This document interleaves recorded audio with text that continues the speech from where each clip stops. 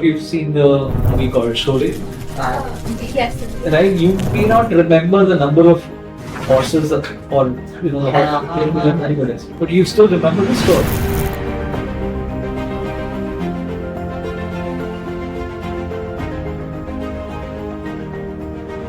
Story, right? It's a story that people remember. We are hardwired as humans to remember stories. Data can tell you that 30% of people like your product.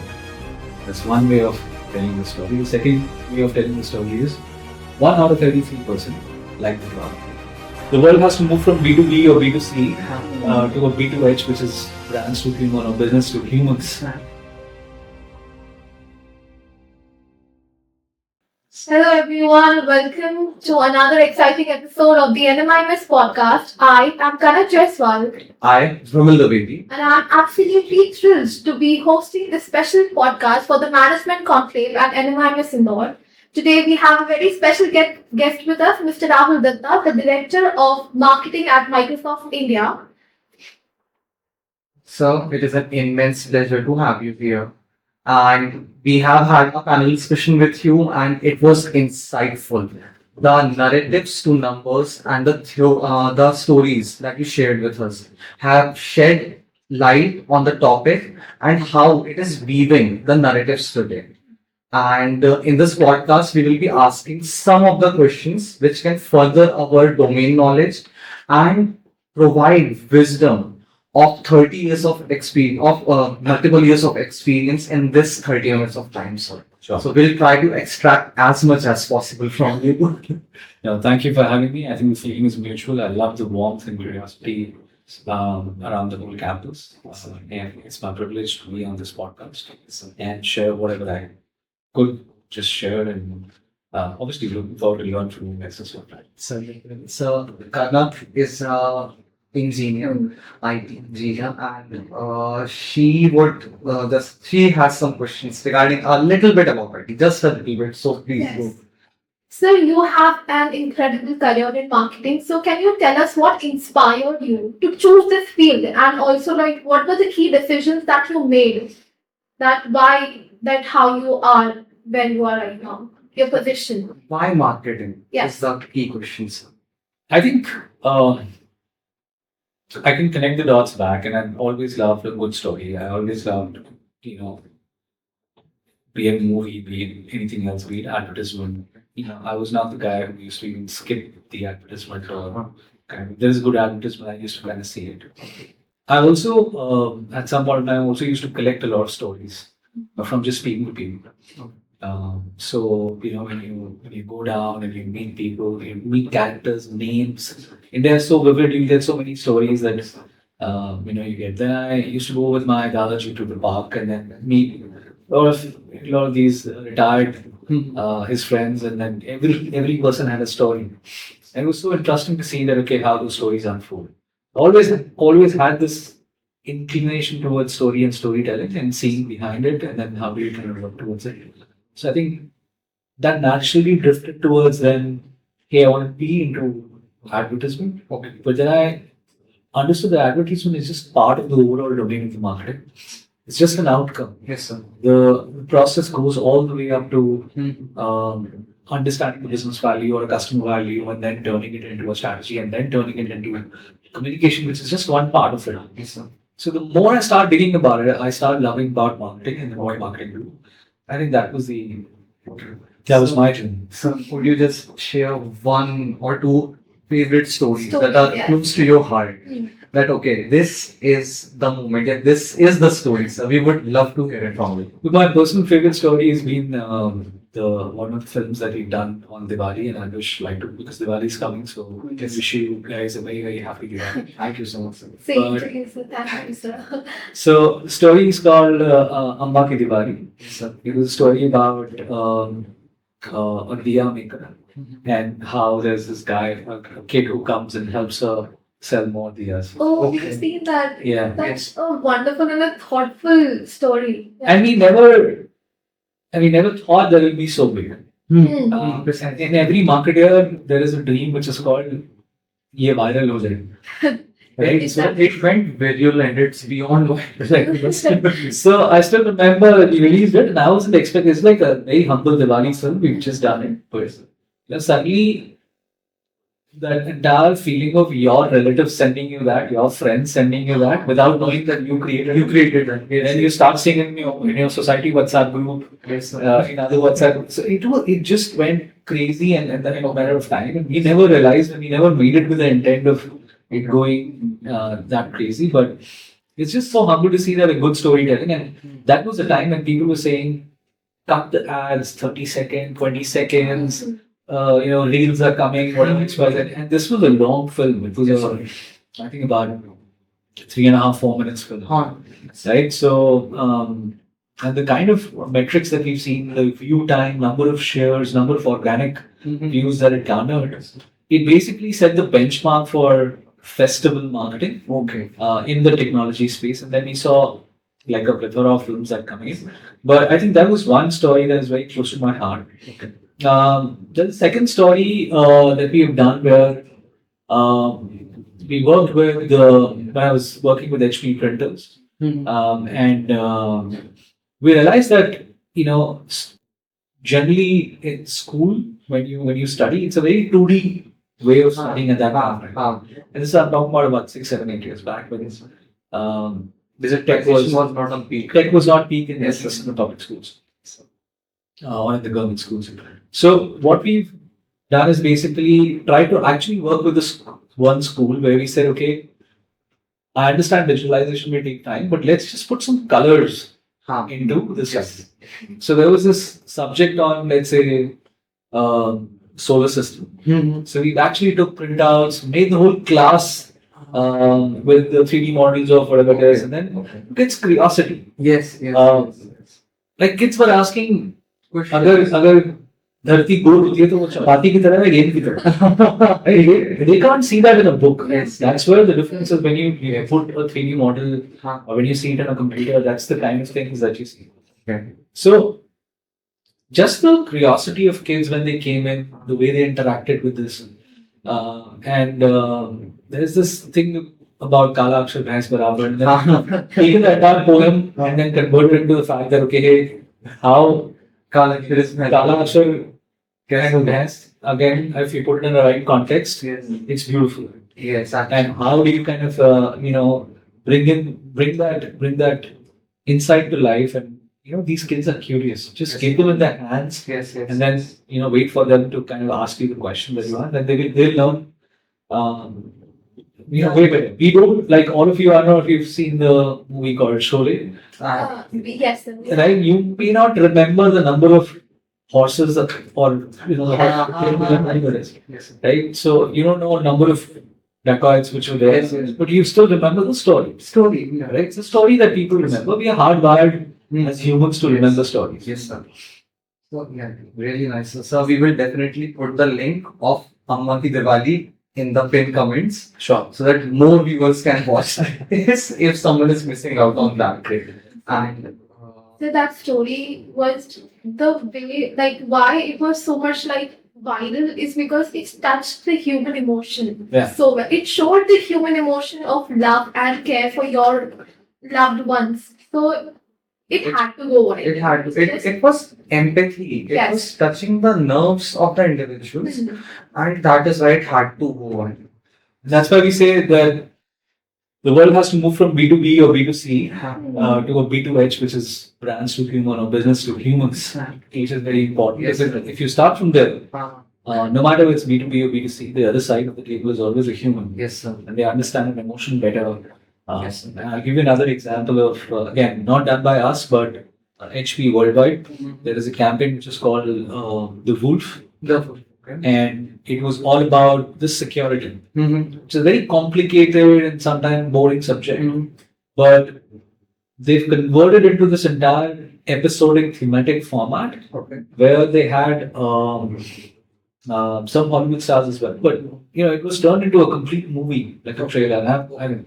It's just about security and endpoint security, which is one of the boring topics, but how they converted the endpoint security into this interesting film and got the attention of the people. Okay. I'll highly encourage you guys to just go and watch it. Definitely. Sure. We will again take from it. Again, we will add these things because these will imbibe value in our viewers. That these are the things that they can take away as well. So, just moving on to the other segment, that with the advent of artificial intelligence, AI, and machine learning, so we are seeing that there is a paradigm shift that is taking place in the domain of marketing, HR, analytics, everything. So, could you just provide us with certain tips, tools that what an individual of either a graduation level or a post-graduation level? I am a marketing enthusiast. I aspire to be someday. I aspire to be like you someday. So, what can we learn today so that we are future ready and we are not replaceable as a workforce?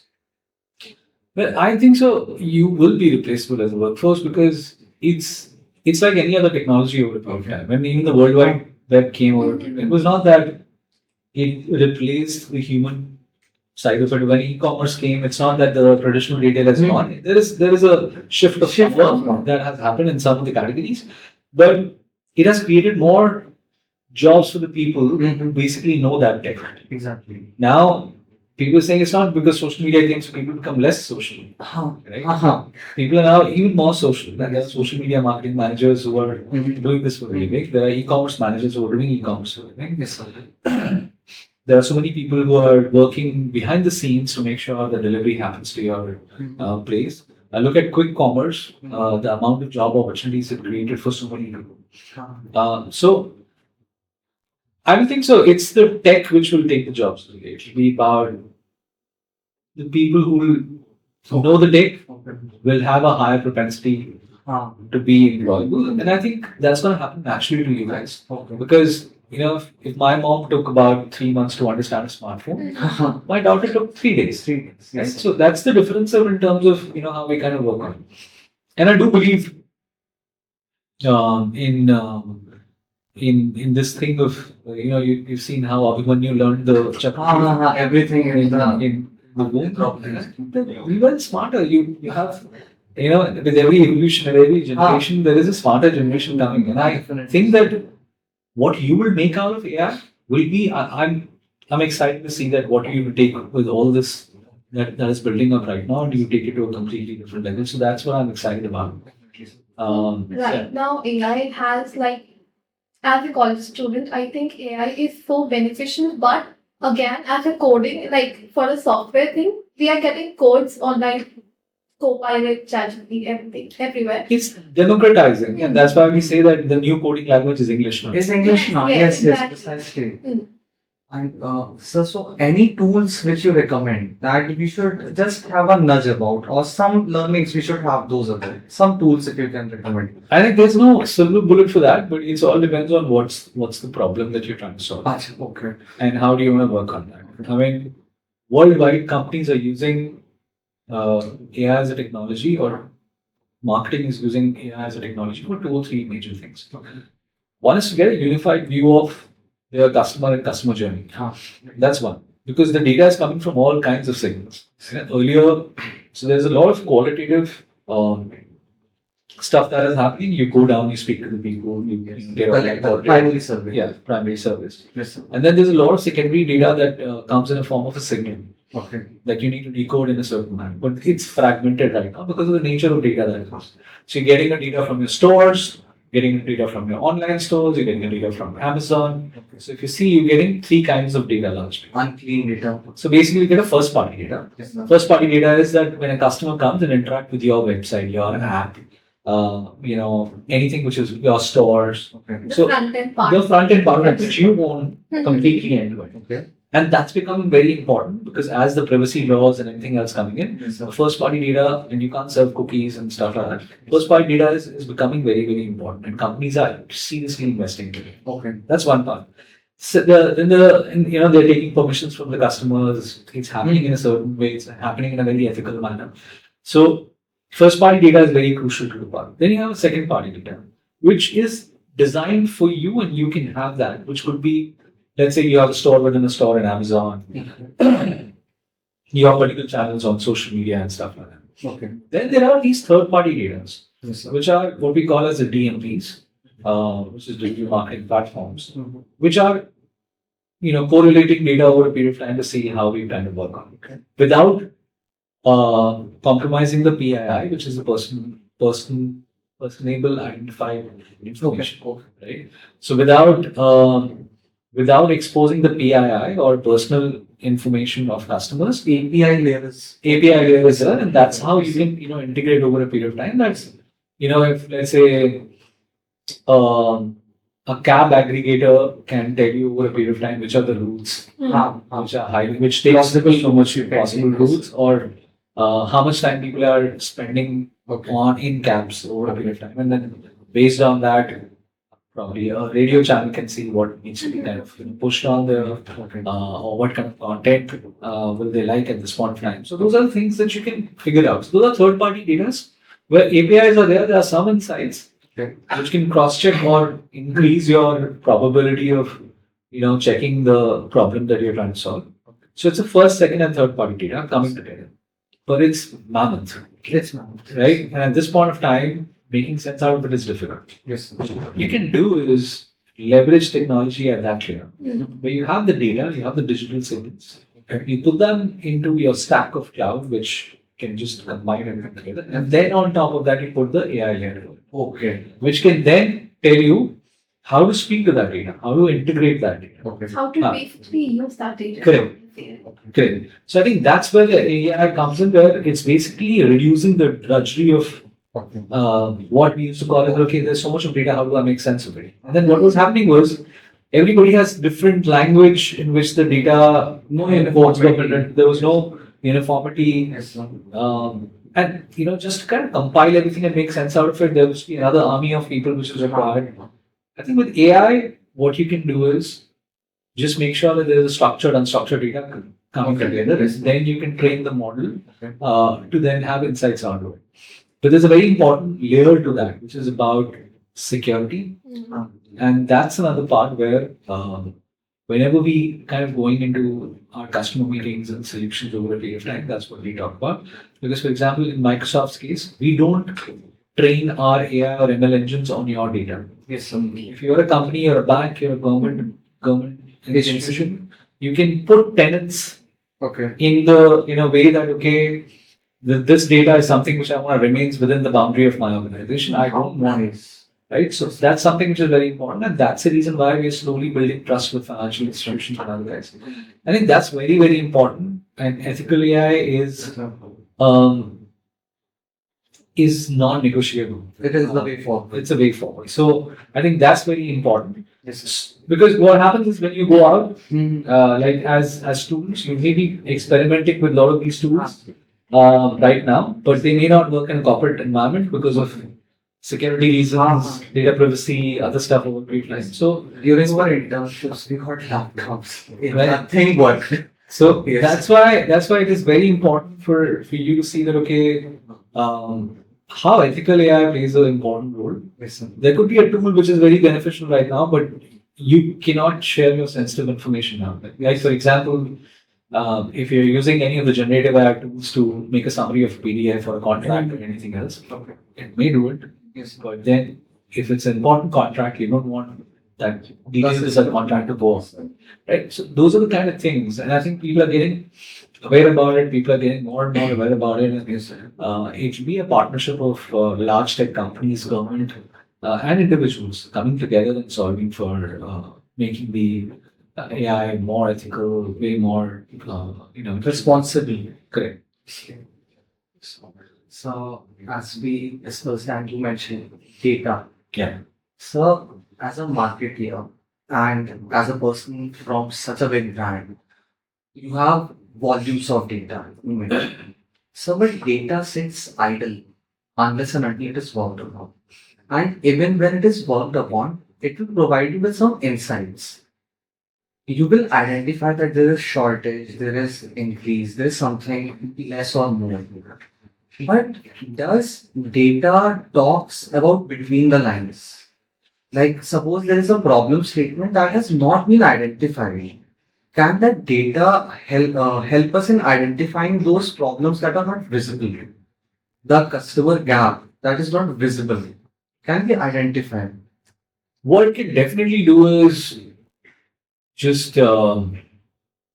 get you perspectives from different angles that you may not have thought about. Okay. The best solutions that are working right now successfully are the solution which is a combination of human intelligence and artificial intelligence. Definitely, sir. And that's where the whole thing is. It'll tell you what you'll ask. Okay. But there are times when I'm thinking about a certain idea and I use AI for certain things.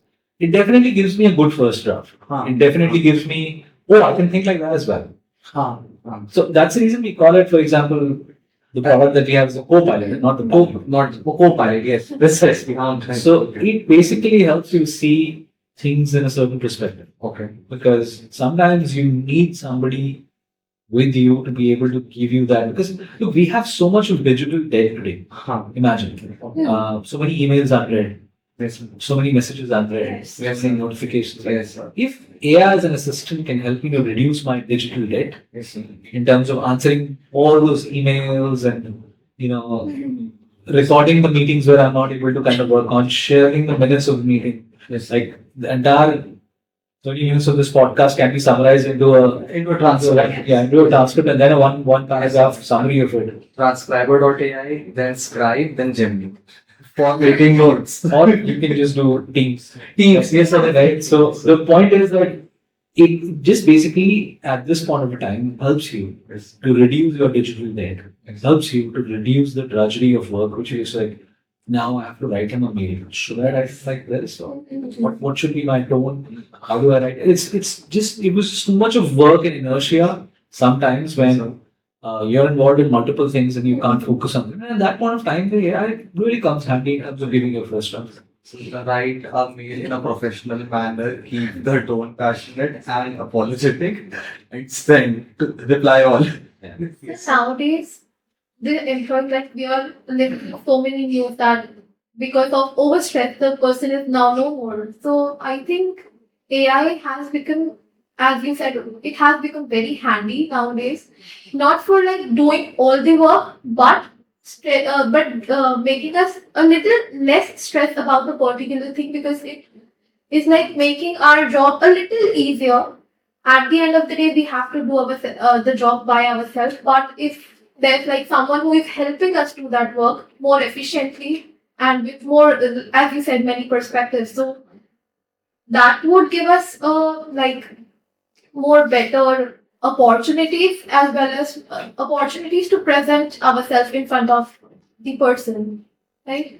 Time is a very important currency right now. Yes, Right? sir. It's even precious than any other metal. Right? Definitely, sir. If you're able to save some time out of it and do something where that's more important than just replying to some mails or just going through meetings where you probably just be required just for the sake of it.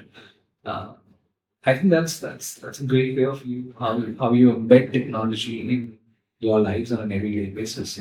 Imagine that technology which is right now being successfully used by corporates. It's tomorrow being used by students, even at all levels, even at public schools. For example, if I'm a teacher today and I'm giving a lecture in Hindi, but that can be transcribed. Not only just transcribed, but even people on the other side can hear them in their native language.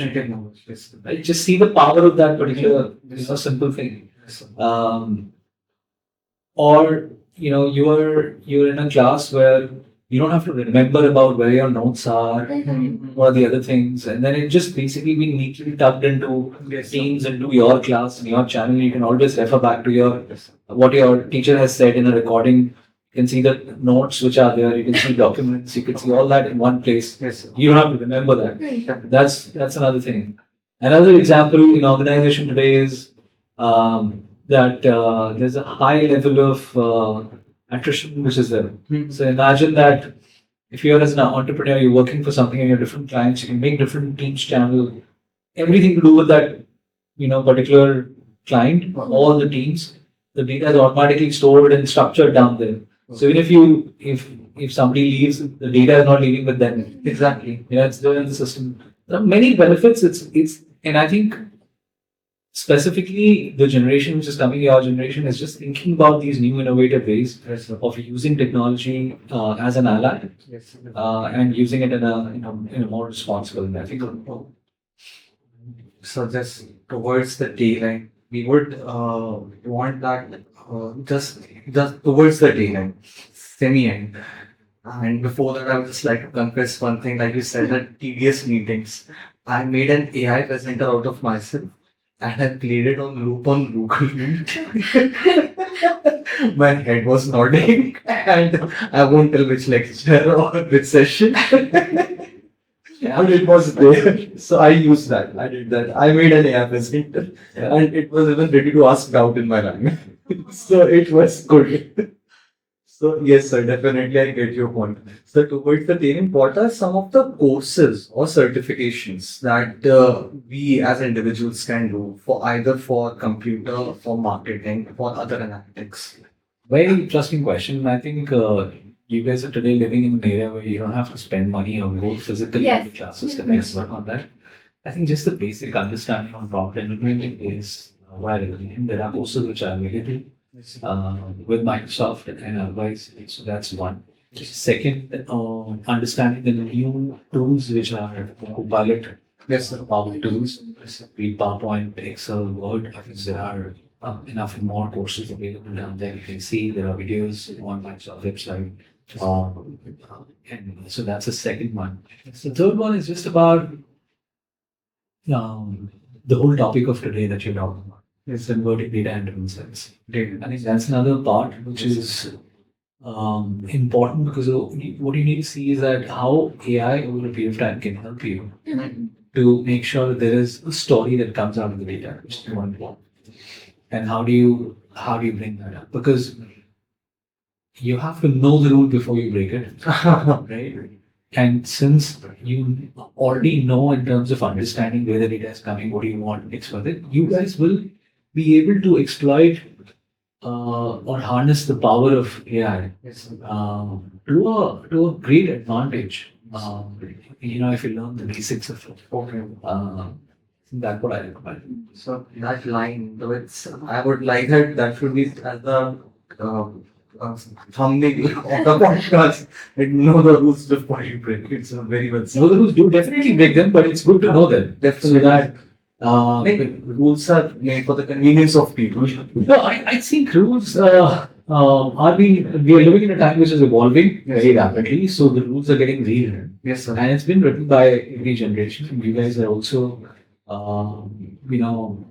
equipped with, at this point of time, with way more tools, resources, and access to information. Yes, sir. Where, we'll absolutely look up to you guys to see that, okay, what are the new things that you can work on.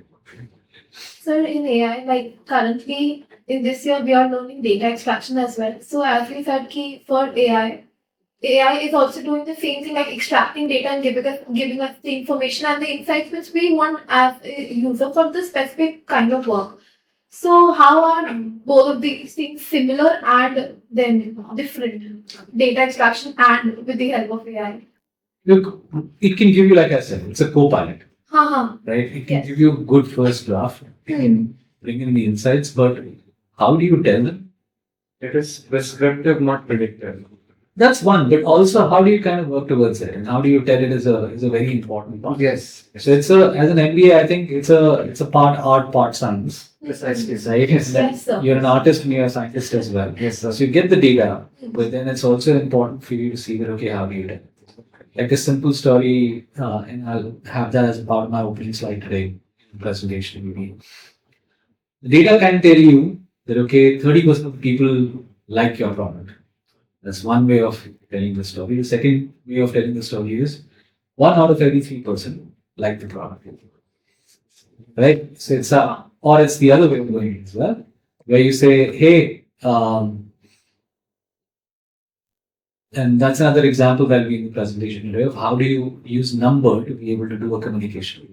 So, for example, one of the insights that we got is that people were not buying printers at home, and people stopped buying printers at home because they believe it's only for kids' homework and I can get it done through the office printer. Technically it's not allowed Ah, because you're using office property for home, oh, Yeah. right? And what you're saving is just 10 paisa Ah. per printer. Hmm. Because if you buy an impact printer today, you'll only be able to, say it's basically 10 paisa per print. Per That Okay. one is right. That was the cost. Then for 10 paisa, why you take all that risk? Yes. Yeah. Right. So that's the campaign that we've done, where we've told parents that 10 पैसे के लिए सम्मान करना एक बार printer ले लो. Yes. So I think that's how you convert the data. The data is telling you that so many people are doing X, Y, Z. How do you then convert it into a story? Hmm. Will always there'll be always a mix of AI and HI, which is artificial intelligence and human intelligence. Yes. And that's the whole point, and that's why I think I've put my entire presentation around that. Give you different suggestions on that.